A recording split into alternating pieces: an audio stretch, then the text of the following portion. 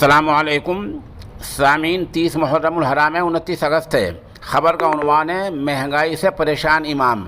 इस मामले को लेकर आज हरियाणा के ज़िला यमुनानगर के कस्बा साढ़ोरा की जमा मस्जिद में इमाम साहिबान इकट्ठे हुए हैं, जहां मौलाना असरुद्दीन की सदरत में एक अहम मीटिंग हुई है। वहां से शिमाली हरियाणा के सीनियर सहाफ़ी मौलाना वली शिमाली नदवी हमारे राब्ते में हैं। उन्होंने वीडियोस भेजी हैं और मौलाना असरुद्दीन का इंटरव्यू लिए हैं।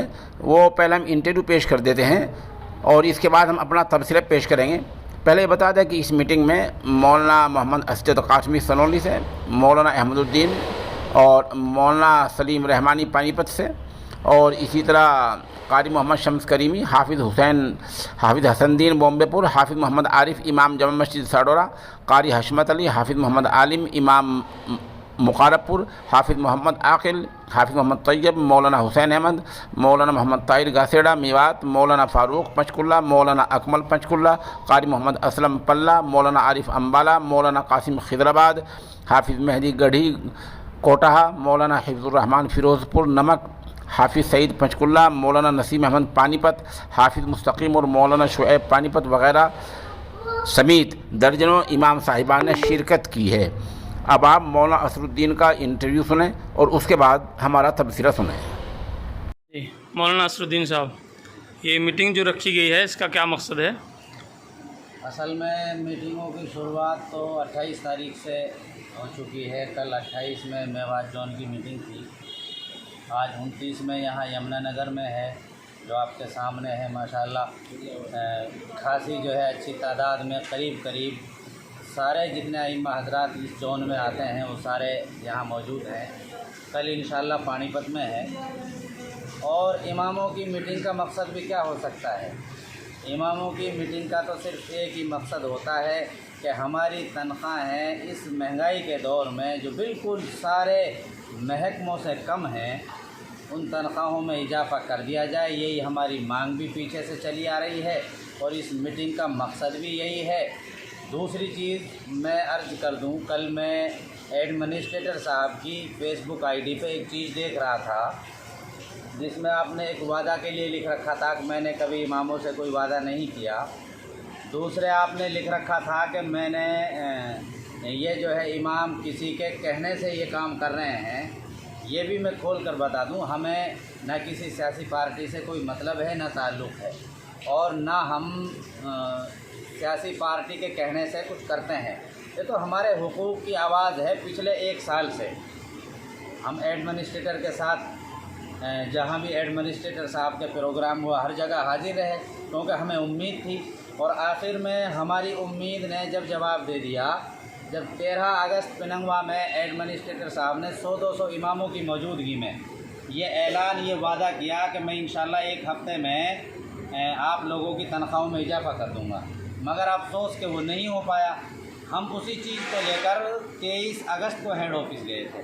तो हेड ऑफ़िस जाने के बाद में हमें जो वहाँ से मालूमात मिली वो मायूस करने वाली। अब जाहिर सी बात है, जब आदमी मायूस हो जाता है तो अपने हुकूक की आवाज़ तो उठाता ही है।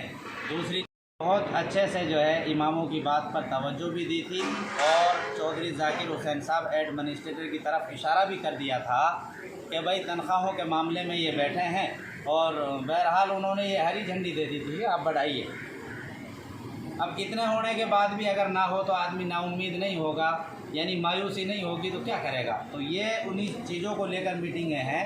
कल की मीटिंग में हमने 10 दिन का एक वक्त रखा था। भाई 10 दिन में या तो एडमिनिस्ट्रेटर साहब हमें बुलाकर हमसे बात करें, या जिस तरह भी मुमकिन हो हमसे अगर बातचीत 10 दिन के अंदर नहीं की जाएगी हमारे तनख्वाहों में इजाफे से मुताल्लिक, तो हम 10 दिन के बाद में इंशाल्लाह दूसरा कदम उठाएंगे और मजबूत कदम उठाएंगे। और इस मांग को लेकर हम हरियाणा तक ही महदूद नहीं रहेंगे। हम इंशाल्लाह सीएम साहब से भी मिलेंगे और सेंट्रल गवर्नमेंट के बड़े आला ओहदेदारान से भी मिलेंगे। भाई कुछ और साथी कोई अपनी बात रखना चाहें? जी इंशाअल्लाह हम सब सदर साहब के साथ हैं, शाने से शाना मिला के साथ चलेंगे और हमारे जो हुकूक हैं इमाम के वो ज़रूर हम लेकर रहेंगे इंशाअल्लाह। काबिल ज़िक्र है कि हरियाणा वक्फ बोर्ड में फ़िलहाल किसी भी इमाम की तनख्वाह 10,000 रुपये से ज़्यादा नहीं है। जो मुअज्जिन हैं, दरगाहों के खुद्दाम हैं, उनकी तनख्वाह और भी कम है।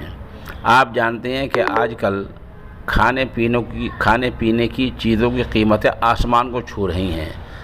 इलाज मुआवजा ये भी महंगे हो गए हैं। इस महंगाई के दौर में ये कम तनख्वाह क्या काम देगी। दूसरी तरफ हरियाणा वक्फ बोर्ड के जो दूसरे शोबे हैं उसमें कोई भी मुलाजिम हदिये के चपरासी भी 20,000 रुपये से कम पर नहीं लगता। हदिये के जो मज़दूर वहाँ योमिया काम के लिए आते हैं वो भी 500 रुपये रोज़ लेकर जाता है। इमामत के ओहदे को हरियाणा वक्फ बोर्ड ने इस दर्जा घटिया सतह पर ला दिया है कि तनख्वाह बढ़ाने को तैयारी नहीं है। आप देखेंगे कि वक्फ बोर्ड के जो बड़े अफसरान हैं उनका एक हफ़्ते का ही ख़र्चा तनख्वाहों से अलावा वो उतना हो जाता है जितनी इमाम की तनख्वाह होती है, और ये तनख्वाह सब कुछ वक्फ और ये अखराजात ये सब कुछ वक्फ बोर्ड के ख़र्चे पर होता है।